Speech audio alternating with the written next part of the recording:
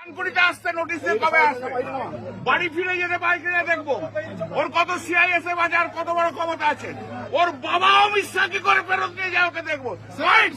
আয় সুকান্ত আয় আয়, সিআইএসএফ ছাড়া আসবে আয়, চলে আয়, কত তোর লোক আছে আর আমরাও লোক নিয়ে যাবো আমাদের লোক। কোন সিআইএসএফ থাকবে না, কোন বিএসএফ থাকবে না, কোন পুলিশ থাকবে না।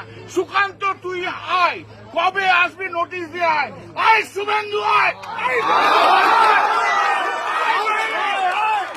শুভেন্দু পাঠা, ছাগল পাঠা শুভেন্দু আয়, সিআইএসএফ ছাড়া আয়।